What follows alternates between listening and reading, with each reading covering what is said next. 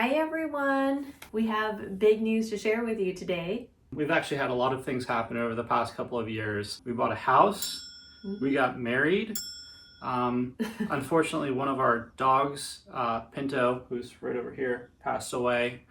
But we still have Peanut, so she's snoozing away. And then both of us got promoted, which was cool. And then shortly after that, we both left our jobs. So we're ready to start on the next exciting part of our life journey.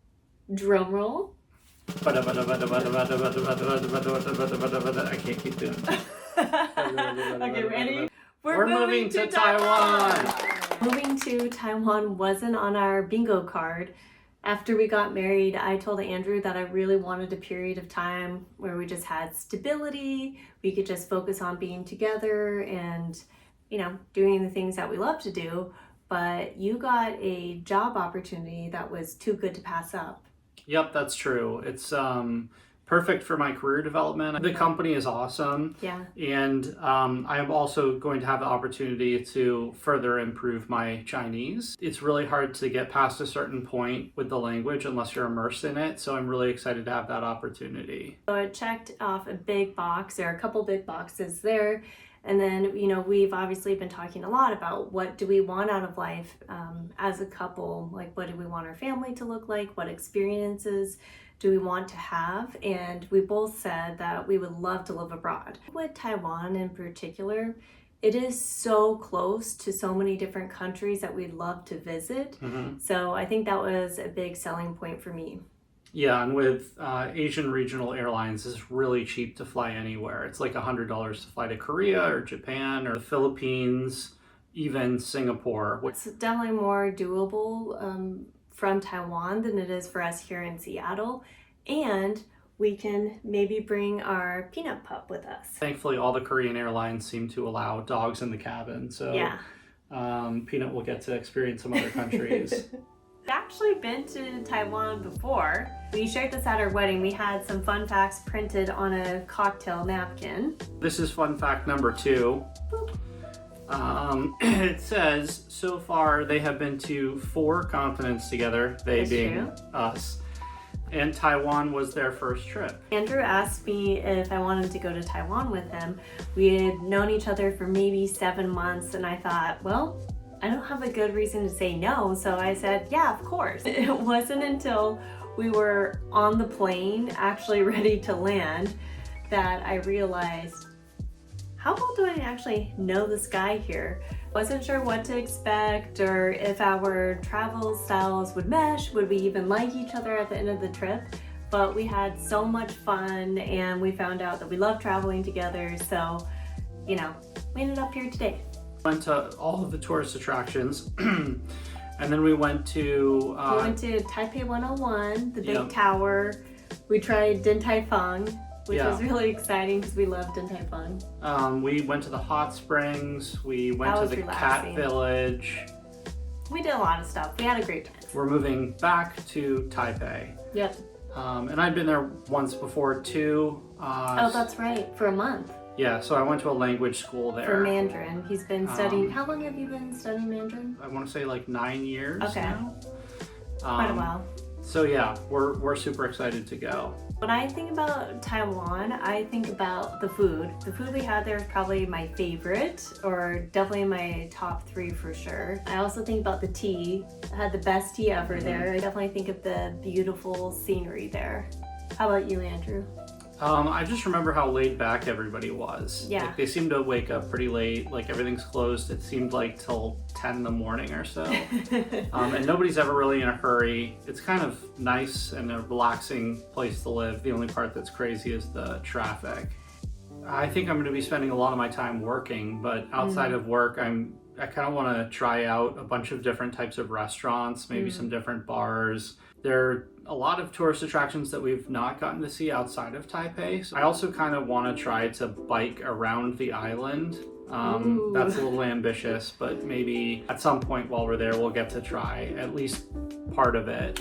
That would be fun. What about you? Well, one downside about this whole thing is that I can't work. I guess I'm going to be a stay-at-home pet mom. I'll spend my time exploring, making vlogs. I'll get a chance to do a deep dive on my own language learning. I've been studying Japanese off and on for a while now, but I'll also need to learn some Mandarin. Yeah, so what are you most looking forward to in Taiwan? Definitely the food. As I mentioned, I thought the food there was amazing, and there's so much that we didn't get to try, so I'm looking forward to picking out more of the local foods. But honestly, I think it'll be fun just to get a sense of what it feels like to be a local. Living in a place is very different than, just visiting.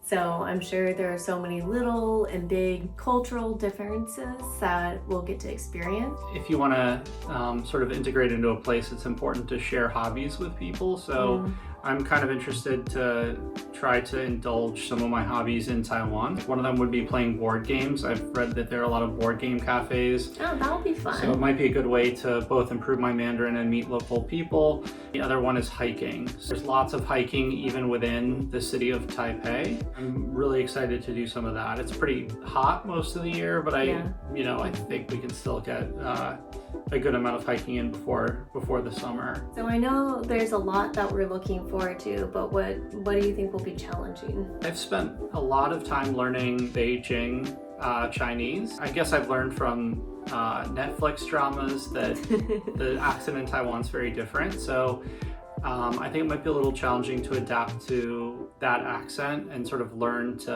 understand it and also speak in a way that's comprehensible to other people. What I'm most concerned about is getting our nut pup here safely to Taiwan. She's almost 15 years old. She's only been on a plane one time, and it was quite stressful for her. And we will have to jump through quite a few hoops to get her in without quarantine. I think I'll feel better once we're all there, safe and sound. But I think besides that, I'm a little bit nervous about the language barrier for me since I don't know Mandarin. I think it'll be a challenge for me to get around, especially when you're not there. You'll have social connections built in since you're going to be working, you'll have colleagues. I won't know anyone except you. That's true. So I think it's really going to push me out of my comfort zone, and hopefully we'll be able to join some expat groups. So what do you hope to achieve after a year in Taiwan? Achieve? Or where do you hope to be? I think after a year we will have settled into a routine. We'll both know how to get around. We'll have our favorite restaurants, favorite places to shop. We will have visited a number of places, both within Taiwan and trips to other countries. And I think we're gonna have another pup. Yeah, I hope I'll be completely fluent in a year. I think my vocabulary is already pretty big, so I know a lot of words, but how many words do you know? About 15,000. That's a lot. I just need to use them more because I can recognize them when I read them in a book, and I can usually recognize them when I hear them, but I can't always think of the word I want to use when I'm trying to use it. So I just need a little more practice with that. So it's going to be one big adventure for us. We have some ideas of what we want to do, but we'll see how it all unfolds. Let us know if there's anything that you want to see. We'd love to scope it out and let you know what it's like. You've noticed there's a lot of content around Japan, but not so much around Taiwan, so that could be interesting. And also we're in a bit of a different stage of life than most people that are expats. Good point. A lot of people are teachers, which is really cool, but kind of different from this sort of 9-to-5 expat life that we'll be living. And share some language learning tips, stories about travel to nearby countries in different parts of Taiwan, and also do restaurant reviews, bar reviews, how to live with a dog in Taiwan, because we've heard, interestingly, as long as you put your dog in a stroller, they can go anywhere like a person, which is pretty funny, especially if you have a Great Dane or something. If you'd like to follow us on this journey, we hope that you will go ahead and hit the subscribe button.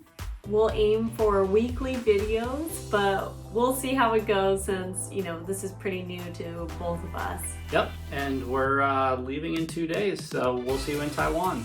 Okay, see you there. Bye.